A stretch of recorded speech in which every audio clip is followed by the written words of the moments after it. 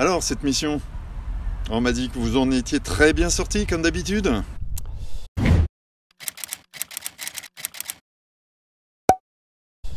Pourtant, cette fois, ça a été loin d'être facile. Alors, depuis quand je vous confie des missions faciles? Certes, mais j'avoue que quand j'ai reçu votre message, le fait que cette fois on avait retrouvé les traces de Tadek en Europe centrale, très loin de nos bases, ça a été compliqué à monter. Pour une telle mission, j'allais avoir besoin des pionniers. J'ai déclenché le signal et c'était parti pour une aventure à la hauteur de nos espérances.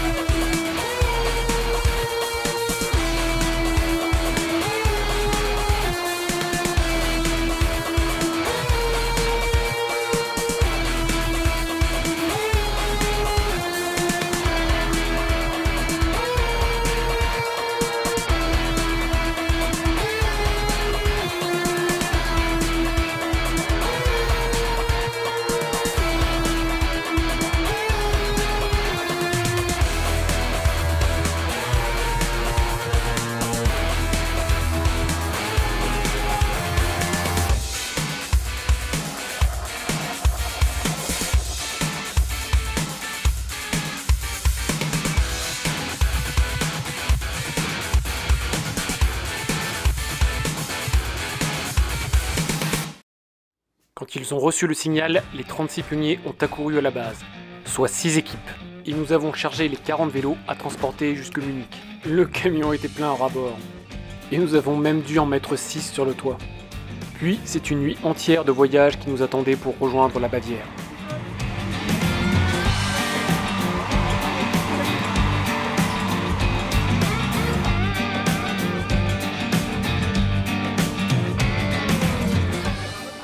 Dans le train, l'ambiance était fébrile. Les gars finissaient de coudre leurs écussons et leurs flots.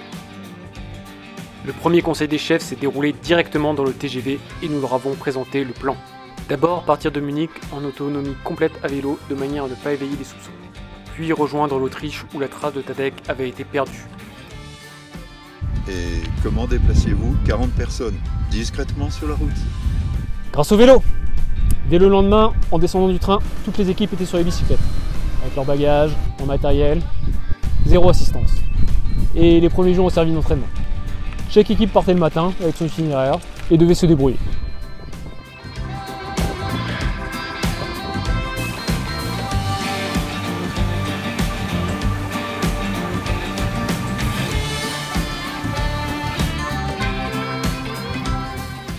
Et surtout, nous avons eu l'aide précieuse du réseau scout. Grâce à ce réseau mondial, nous avons pu nous arrêter tous les jours en Bavière dans des bases confortables. Il y eut d'abord le grand chef Bagius, ce qui veut dire moustache, et les scouts de Herding qui nous ont offert un super chicken carnet à la fin de notre première journée. Il y a même le maire qui est venu nous dire bonjour.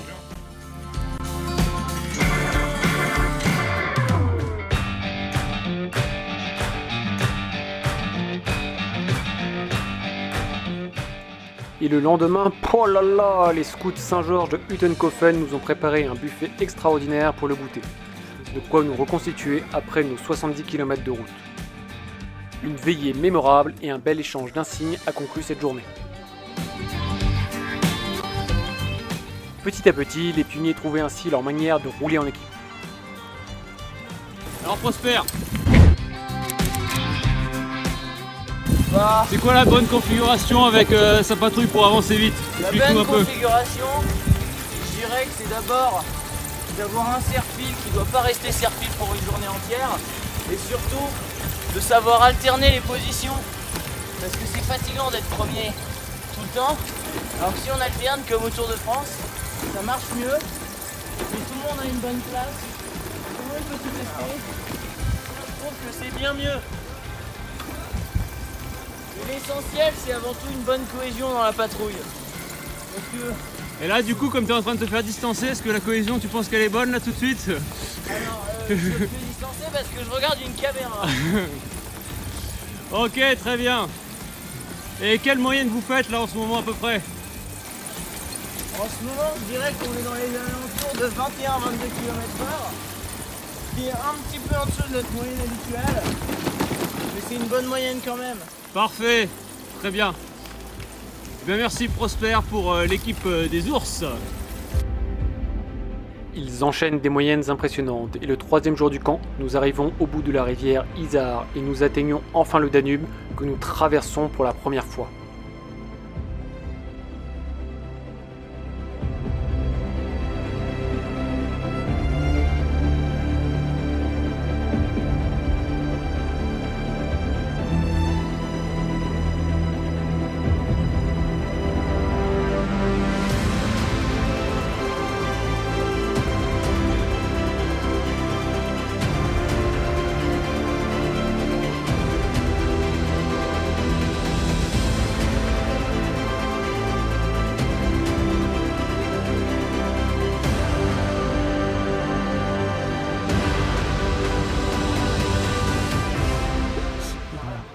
Et cette fois-ci encore, les scouts DPSG de Vilshofen nous ont trouvé un super lieu de camp près d'un étang. Ils nous ont préparé un gueuleton du diable à base de toute la gastronomie bavaroise.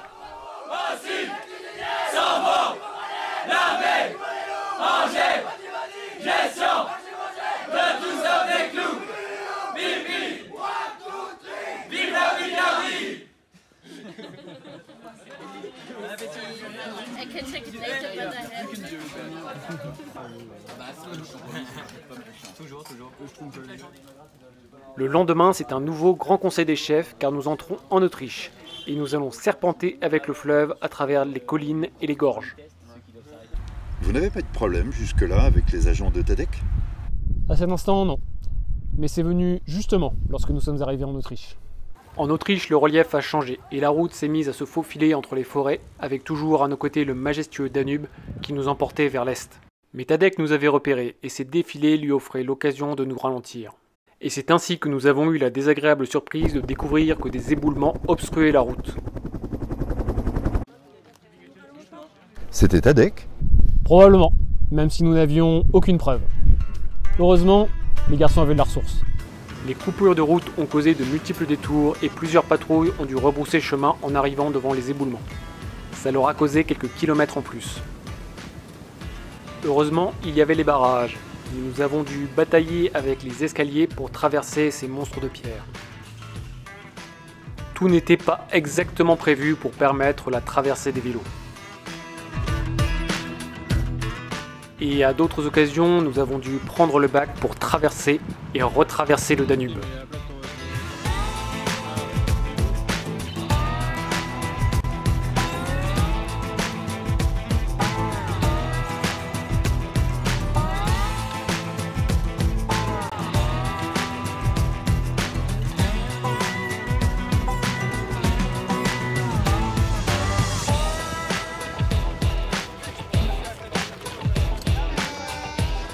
Les pionniers étaient maintenant familiers avec la route, et chaque équipe commençait à trouver sa personnalité.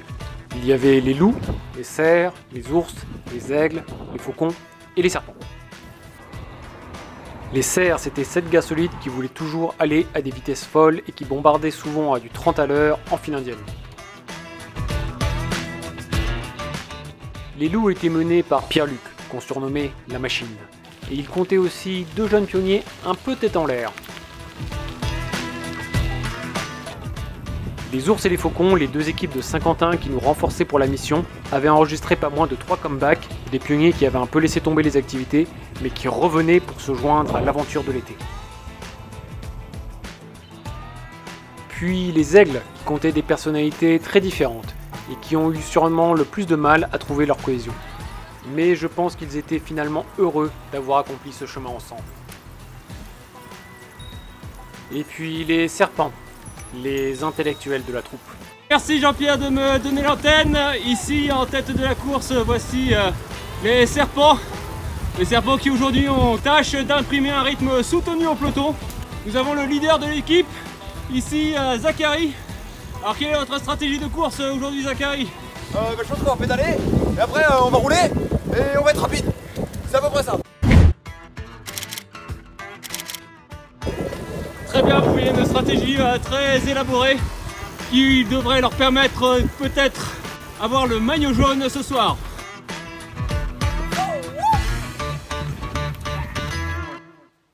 Nous n'avions finalement qu'un contrôle très indirect sur eux. Chaque soir au bivouac, les équipes menaient leurs conseils pour voir ce qui avait été et ce qui devait être amélioré. Il y avait bien quelques services à répartir, quelques conseils à donner, mais c'était à peu près tout pour la maîtrise. Du coup, ce qu'on a fait, c'est qu'on a mis tous les vélos du même côté en les décalant. Comme ça, on peut accéder directement aux sacoches sans pouvoir les détacher. Et du coup, c'est un gain de temps, pas forcément de place, mais bon, ça prend pas forcément. On a fait ça, ouais.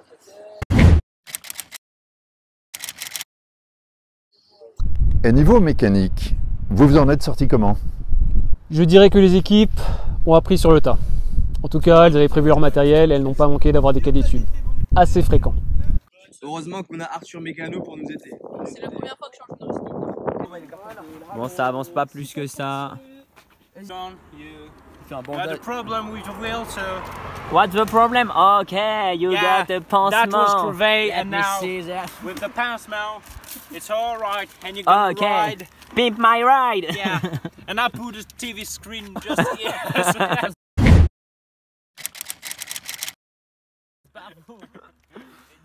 Mais peut-être qu'on voit le bon bout.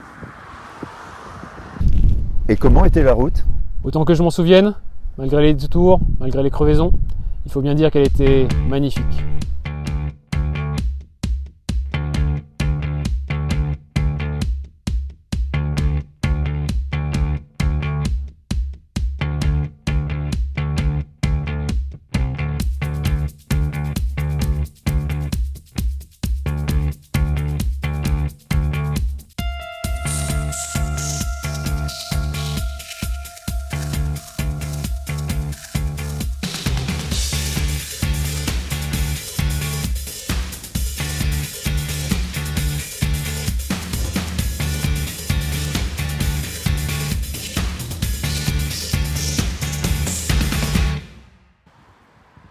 Et donc tout ça vous amène à Linz, c'est là que je vous avais envoyé. Je savais qu'un complice de Tadek avait caché des informations au pied de la colonne de la peste sur la place principale de la ville. Je vous avais d'ailleurs envoyé récupérer ce message. L'avez-vous eu sans problème? Sans problème, ce n'est pas exactement ce qu'on peut dire.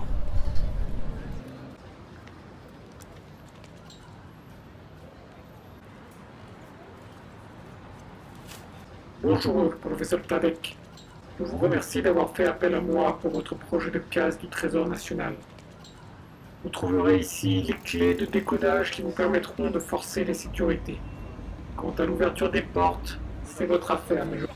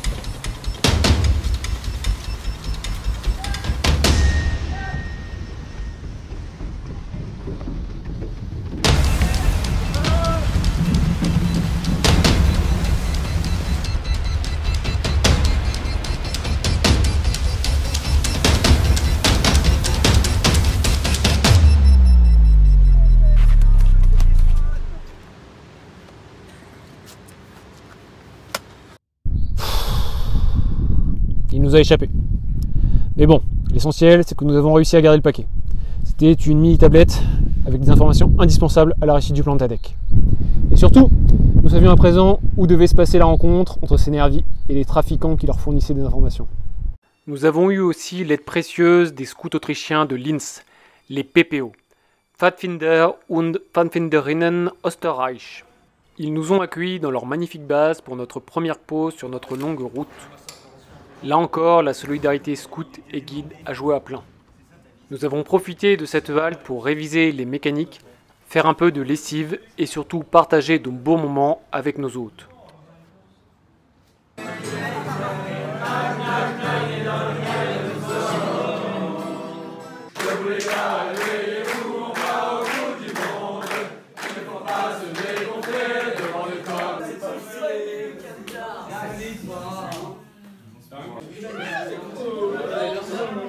Et il faut bien le dire, à ce stade de l'aventure, les pionniers prenaient de plus en plus en main la marche de l'unité. Le soir venu, ce sont eux qui s'occupaient de la partie administrative du camp, y compris la compta.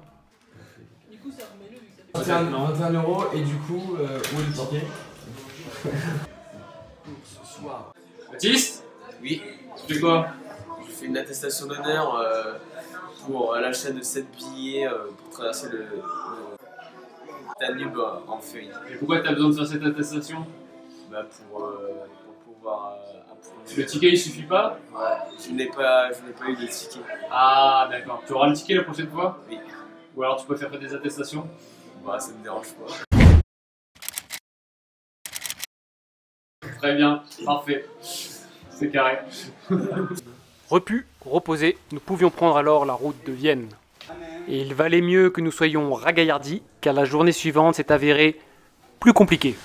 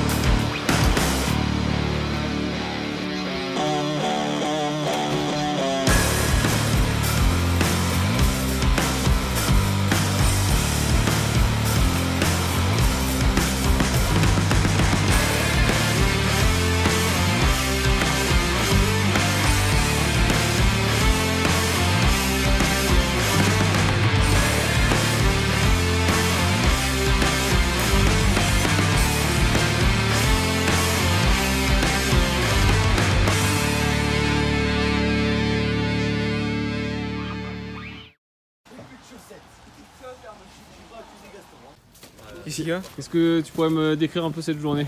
Catastrophique. Vas-y, on a fait 100 bornes au lieu de 80 là, ça m'énerve. Corentin, alors comment tu qualifierais cette journée? Horrible. Horrible. Une crevaison, une chute, quelqu'un qui a failli finir dans le Danube. Impolite. Ouais. Et sur le coup, la pluie qui a ravagé à peu près la moitié du terrain. Ah ouais, et la météo c'était? Assez galère. Ah ouais, c'est bon, c'est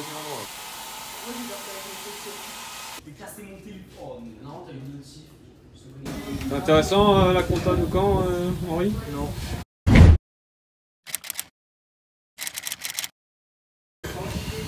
Le moral n'a pas trop flanché? Au contraire, les garçons nous ont impressionnés. Et le lendemain, la journée était déjà bien meilleure. Le soleil nous a séchés et nous arrivions dans le vignoble, au pied de l'abbaye de Côte-Vaille.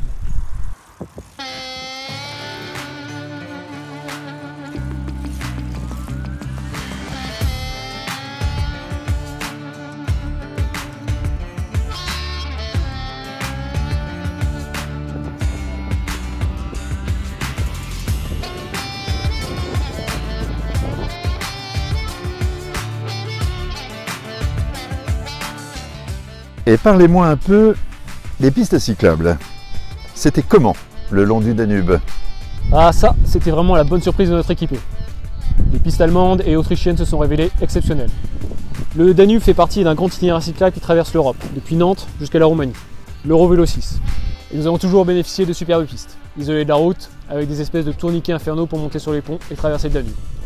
Ah, si on pouvait avoir ça en France.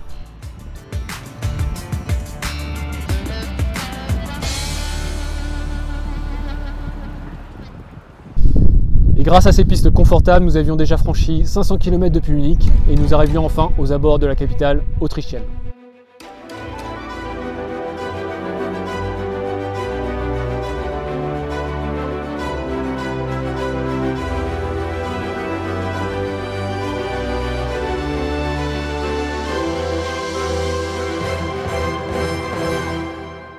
Et à Vienne, du coup, que saviez-vous et que comptiez-vous faire pour contrecarrer Tadek?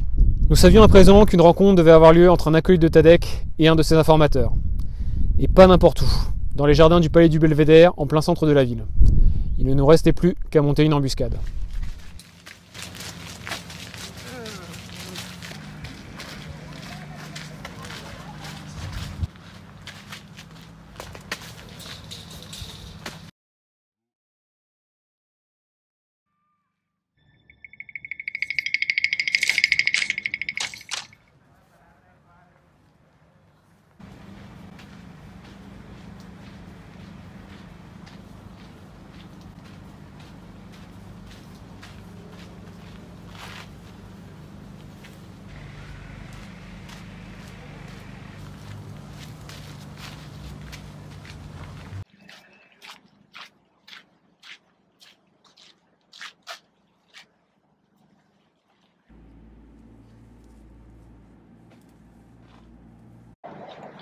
Vous avez ce que j'ai demandé? J'ai que la moitié. Il y a eu un problème. La moitié de la marchandise, la moitié du paiement.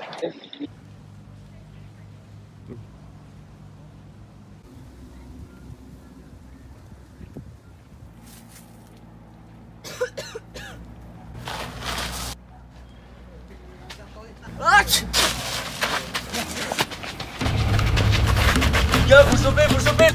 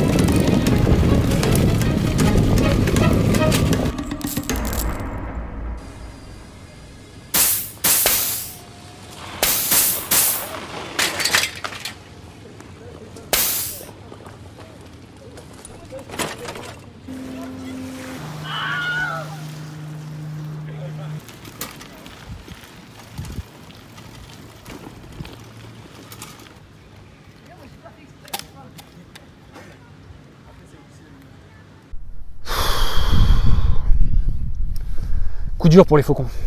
Et surtout, nous ne savions plus où aller. Nous avons repris la route, toujours le long du Danube, toujours plus vers l'est, mais sans destination précise. Mais heureusement, nous allions avoir une bonne surprise de la part d'un de nos chefs d'équipe.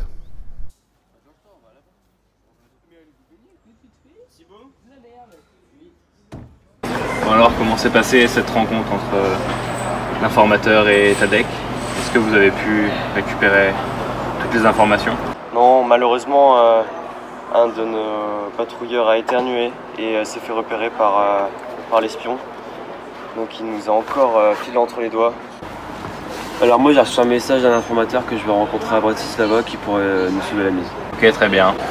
Alors, allons-y. Allons-y.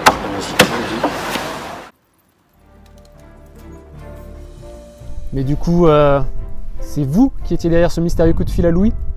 Allons, je ne vais pas vous dévoiler tous mes secrets. Mais dites-moi, une question me trotte dans la tête depuis tout à l'heure.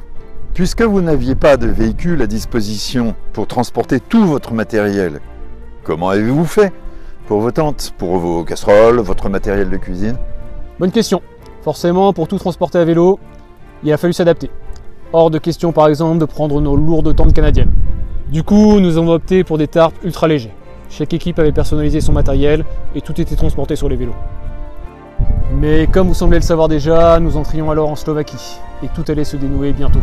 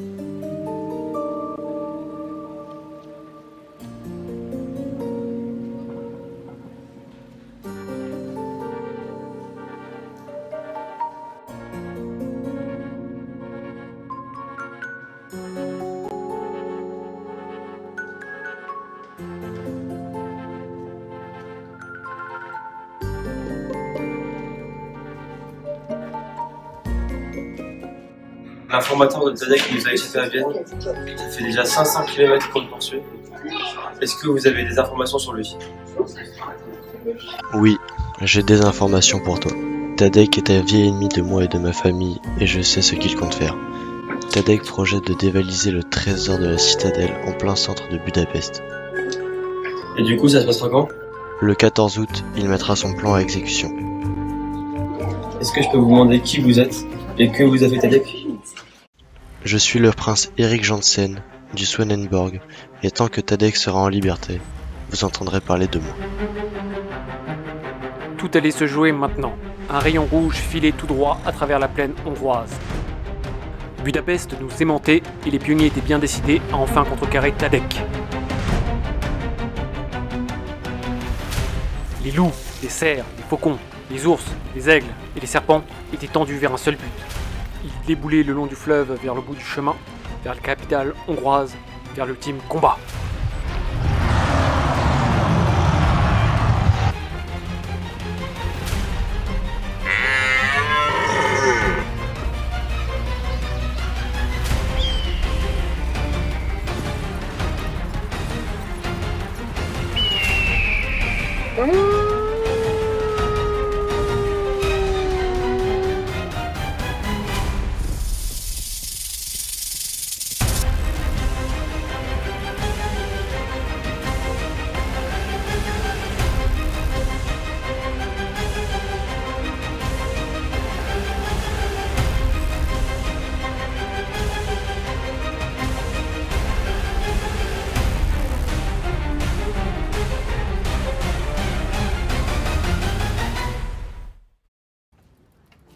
Au soir du 13 août, 40 vélos s'alignaient devant le Parlement de Hongrie. Nous y étions enfin. Nous avions parcouru plus de 900 km en autonomie au cœur de l'Europe. Nous nous étions joués des frontières malgré l'épidémie. C'était 4 pays que nous avions traversés depuis Munich. Et alors que le soleil baissait, les jeunes profitaient de ce moment. Ils étaient aux anges car nous touchions enfin au but.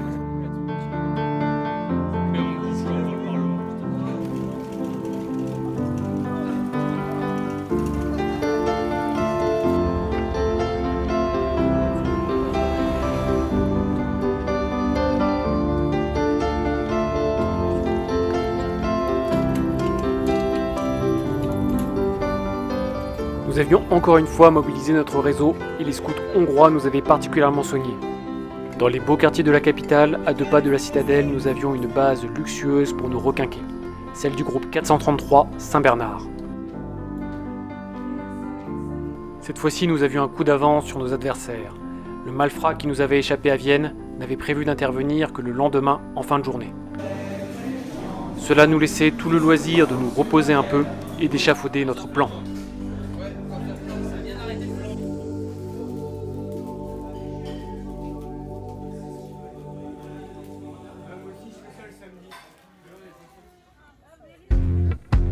Et le lendemain, Gergely et ses camarades nous ont emmenés faire le tour de la ville, en long, en large et en travers. D'abord les jardins de la citadelle, le vieux marché, le musée des beaux-arts, puis l'ancienne radio de l'insurrection de 1956 et enfin l'ancien château.